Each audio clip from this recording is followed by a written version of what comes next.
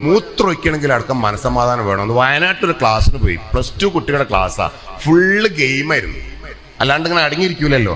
ഞാൻ അതിൻ്റെ ഇടയിൽ വയനാടാണെന്ന് മറന്ന് വെള്ളം കുടിച്ചു. ബസ്സിലാണ് എൻ്റെ നാടായ താമരശ്ശേരിയിലേക്ക് വരുന്നത്. ബസ് കയറി കുറച്ചങ്ങോട്ട് എത്തിയപ്പോഴേക്കും എനിക്ക് മുട്ടാൻ തുടങ്ങി. അപ്പൊ ഞാൻ കണ്ടിട്ട് വെച്ച് മൂത്രമൊഴിക്കാപ്പം എന്താ വഴി? ആ വഴി നിങ്ങളിലല്ലോ എന്നോട് വയ്ക്കുന്നത് എന്തിനാണ്?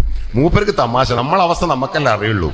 അവസാനം ഞാൻ ഈ മൂത്രം ഇന്നത്തെ പോലെ നല്ല റോഡൊന്നുമല്ല, ഓരോ കുഴിയിൽ വീഴുമ്പോൾ ഞാൻ അല്ലോ എന്ന് ബേജാറായിട്ട് ഇരിച്ചു. അവസാനം ഞാൻ കണ്ടിട്ടൊരു ചൂടായി. മര്യാദയ്ക്ക് ബസ് നിർത്തിയില്ല, ഞാൻ കേസ് കൊടുക്കിട്ടോന്നാ. കണ്ടിട്ട് ഡ്രൈവറോടായിട്ട് എന്തോ സ്വകാര്യം പറഞ്ഞ് ബസ് ആ 9ാം വളവ് തുടങ്ങുന്ന അവിടെ നിർത്തി തന്ന് ചാടി ഇറങ്ങി മൂത്രമൊഴിക്കാൻ അങ്ങനെ ഇരുന്നപ്പോഴാണ് ഡ്രൈവർ ഒരു പണി പറ്റിച്ചത്. പെപ്പന്ന് 2 ഹോണടി. വേഗം നോക്കുന്നു. ഞാൻ തിരിഞ്ഞു നോക്കിയപ്പോൾ 10-50 ആൾക്കാർ എന്നെ നോക്കി നിൽക്കുക.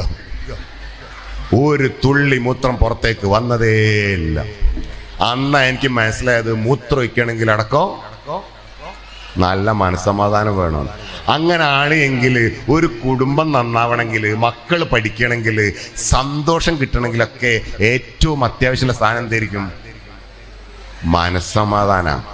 അപ്പൊ മനസ്സമാധാനം എന്താന്ന് ആലോചിക്കണ്ടേ? മനുഷ്യന്മാർക്ക് മനസ്സമാധാനം കിട്ടാത്ത 3 അവസ്ഥയുണ്ട്. 1, പേടിച്ച് നിൽക്കുമ്പോൾ മനസ്സമാധാനം ഉണ്ടാവില്ല. 2, ദേഷ്യം പിടിക്കുമ്പോൾ മനസ്സമാധാനം ഉണ്ടാവില്ല. 3, സങ്കടപ്പെടുമ്പോൾ മനസ്സമാധാനം ഉണ്ടാവില്ല. അങ്ങനെയാണ് മനസ്സമാധാനം എന്താ ചോദിച്ചാൽ ഉത്തരം കിട്ടി. സന്തോഷമാണ് മനസ്സമാധാനം.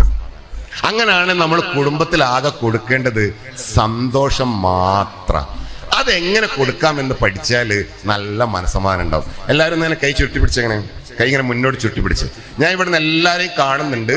നിങ്ങൾ ഇരിക്കുന്ന സ്ഥലത്ത് നിന്ന് ആരെങ്കിലും ചെയ്തില്ലെങ്കിൽ അവരെ ഞാൻ വേദിയിലേക്ക് വിളിക്കും, ഇത് കാണിച്ചു കൊടുക്കാൻ വേണ്ടി. ഈ വിരലിന് ചെറുവിരൽ, ചിന്നൻ വിരൽ എന്നാ പറയാ. ഈ വിരൽ നിവർത്തുമ്പോൾ ഒരു ശബ്ദം ഉണ്ടാക്കണം. ആ ശബ്ദം ഹ എന്നാണ്. ഒന്നുണ്ടാക്കി നോക്കിയേ. ഹ ഉറക്കെ. 2 വിരൽ നിവർത്തുമ്പോൾ 2 പ്രാവശ്യം ആ ശബ്ദം ഉണ്ടാക്കണം. ഹ. 3ആവുമ്പോ പോട്ടെ. 4ആവുമ്പോ, 5ആവുമ്പോ, 6ാമത്തെ നിവർത്തുമ്പോൾ തൊട്ടടുത്ത ആളുടെ മുഖത്തേക്ക് നോക്കണം. അതാണ് ഗെയിം. അവിടെ ചെയ്തില്ലെങ്കിൽ ഞാൻ സ്റ്റേജിലേക്ക് വിളിച്ച് ചെയ്യിപ്പിക്കേ. റെഡി? ആദ്യം മുതലേ സ്റ്റാർട്ട് ചെയ്യുക. 10 എണ്ണം നിവർത്തണം. 6ാമത്തതാവുമ്പോൾ മാത്രം തൊട്ടടുത്ത ആളുടെ മുഖത്തേക്ക് നോക്കുക. റെഡി അല്ലേ? സ്റ്റാർട്ട് ചെയ്തോ. പോട്ടെ.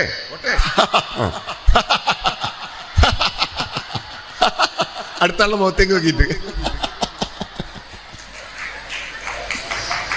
നിങ്ങൾ കൂടുതൽ ചിരിച്ചത് ഒറ്റക്ക് ചിരിച്ചപ്പോഴാണോ വേറെ ആളെ മുഖത്തേക്ക് നോക്കിയപ്പോഴാണോ? അപ്പൊ ശരിക്ക് സന്തോഷം എന്ന് പറഞ്ഞാൽ വേറൊരാള് സന്തോഷിക്കുന്നത് കാണുമ്പോഴാണ്. ശരിയല്ലേ? അങ്ങനെയാണ് നമ്മൾ ആകെ വേറെ ആളുകളെ സന്തോഷിപ്പിച്ചാൽ മാത്രം മതി. ഭാര്യ ഭർത്താവിനെ സന്തോഷിപ്പിക്കുക, ഭർത്താവ് ഭാര്യനെ സന്തോഷിപ്പിക്കുക, മക്കള് മാതാപിതാക്കളെ സന്തോഷിപ്പിക്കുക, മാതാപിതാക്കൾ മക്കളെ സന്തോഷിപ്പിക്കുക. അപ്പൊ നമുക്ക് സന്തോഷം കിട്ടും.